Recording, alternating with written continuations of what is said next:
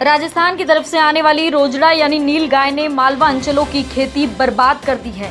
तेजी से खेतों में दौड़ने वाली बजनी ये नील गाय रतलाम जिले के ग्रामीण क्षेत्रों में भी विचरण कर फसलें नष्ट कर रही है। रोजड़ा ने इसरथुनी, पलास, गोपालपुरा, डेलनपुर सहित अन्य गाँवों में खेतों को अपना अड्डा बनाकर फसल बर्बाद कर दी है। बताया जाता है कि करीब 2000 बीघा से अधिक की फसल अब तक नष्ट हो चुकी है। गेहूं, चना, सोयाबीन की फसल नष्ट होने से किसानों को लाखों रुपए की चपत लग गई है। नील गाय के आतंक से परेशान किसानों का कहना है कि इस समस्या की कई बार शिकायत शासन और प्रशासन को कर चुके हैं, लेकिन समस्या जस की तस है। किसानों ने चेतावनी देते हुए कहा कि यदि समस्या का निराकरण नहीं होता है तो सरकार हमें मुआवजा दे, नहीं तो हम ही सख्त कदम उठा लेंगे। फिर कोई कानूनी कार्रवाई नहीं होनी चाहिए।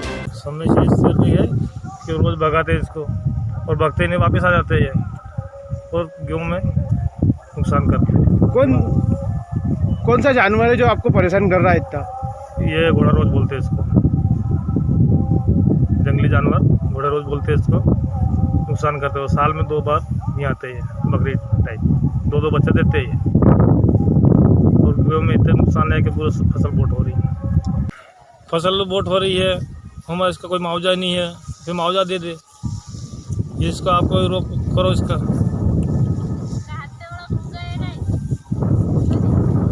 अब कितना भगाएंगे इसको, भगा भगा के हम परेशान हो गए इसको।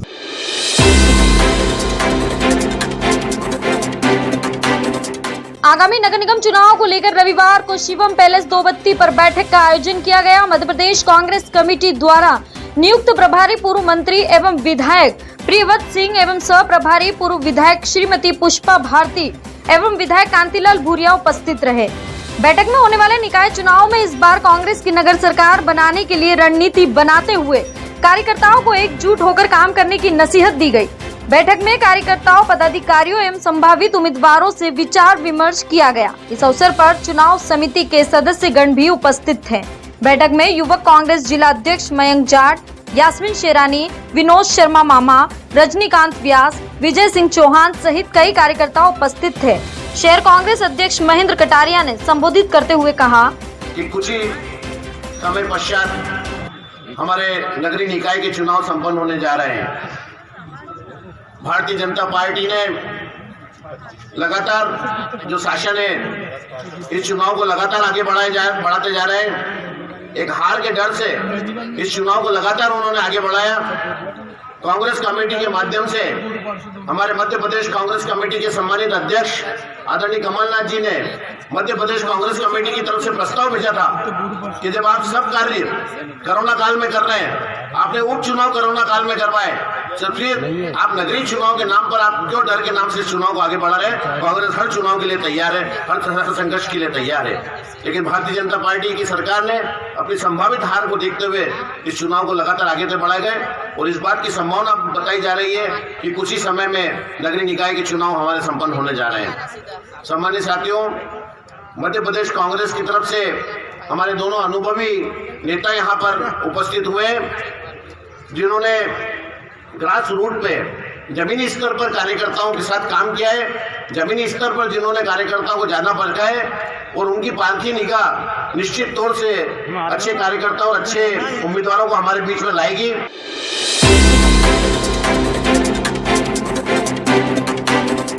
पाश्चात्य संस्कृति के पर्व वैलेंटाइन डे रविवार को मनाया जाएगा।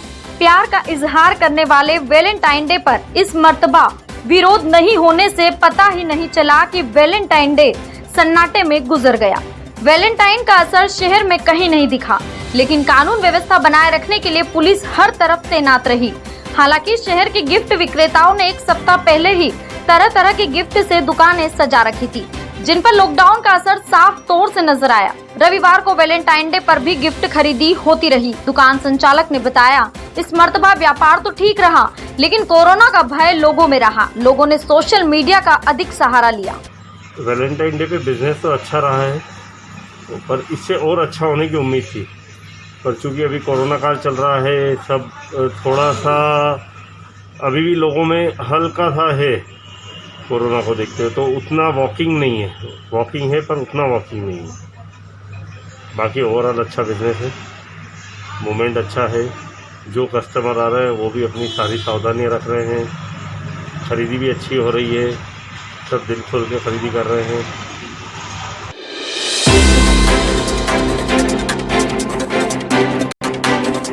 शहर की बिगड़ती सफाई व्यवस्था का खामियाजा जनता ही भुगत रही है और निगम सफाई सर्वेक्षण में नंबर 1 बनने में जुटी है। खास तौर पर नालियों की सफाई नहीं होने से गंदगी में नंबर 1 होता नजर आ रहा है। नालियों के जाम होने से गंदा पानी सड़कों पर नजर आने से व्यवस्था ध्वस्त हो जाती है। रविवार को शहर की पॉस कॉलोनी, बैंक कॉलोनियों की नालियां जाम होने से गंदा पानी बहकर सड़कों पर आ गया। 2 बत्ती स्थित काले घोड़े तक ये पानी बहता रहा। स्थानीय रहवासियों ने एन टाइम्स को बताया, ये आज की समस्या नहीं है, ये करीब 2 साल हो गए हमको ये देखते कंटिन्यूस नाली बहती रहती है। हर दूसरे दिन ये समस्या हो रही है।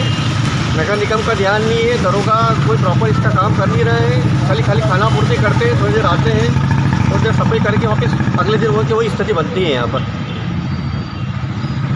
इसके जस्ट पीछे भी देखो आप, उधर कचरा अभी डल ही रहा है, कचरा डलना बंद हुआ ही नहीं है। ऐसा कैसा कंटिन्यूस वही स्थिति है। इतना रोड, पक्का रोड बन गया है, उसके बाद भी कचरे की स्थिति ऐसी कैसी बनी हुई है। स्वच्छता की बात चल रही है कुछ, इधर स्वच्छता की बात चल रही है तो कहाँ स्वच्छता, देखो ना आप जाके पीछे उधर क्या स्थिति है। एक बार कचरे का उधर फोटो लो, आप मालूम पड़ेगा आपको क्या स्थिति है स्वच्छता की। थोड़ा सा निवेदन है मेरा नगर निगम से कि भाई एक बार दरोगा से ढंग से बात करें कि भाई ये समस्या का सलूशन कराओ। इतना समय हो गया हमको बोलते इसके सामने मेरी दुकान है इसी जगह की, ये बैंक कॉलोनी आ गई यहाँ पर, ये मेन रोड है मतलब शहर का, और ये स्थिति है तो थोड़ा सा देखो क्या है।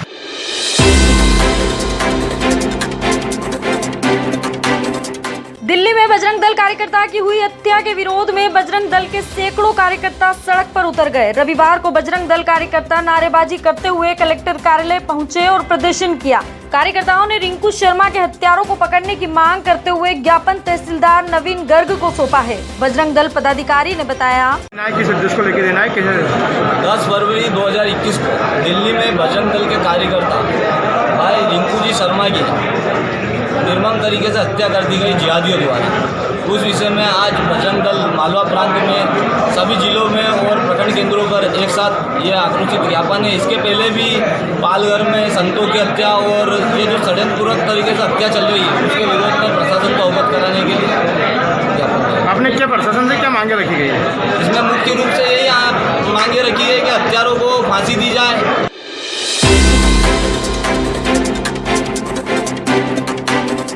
गर्मी का सीजन शुरू होने वाला है। गर्मी में जिला अस्पताल में पानी की किल्लत ही बनी रहती है। जिला अस्पताल में जल मंदिर में दानदाता कूलर और आरओ मशीन लगाते हैं, लेकिन पानी की किल्लत बनी रहती है। दानदाता सामग्री देते हैं, फिर भी जिला अस्पताल में प्रशासन सामग्री खरीदी की योजना बनाते रहते हैं। गर्मी शुरू होने से पहले ही अस्पताल प्रशासन ने आरओ लगवाने के प्रयास शुरू कर दिए हैं। प्याओं का मेंटेनेंस शुरू किया गया है।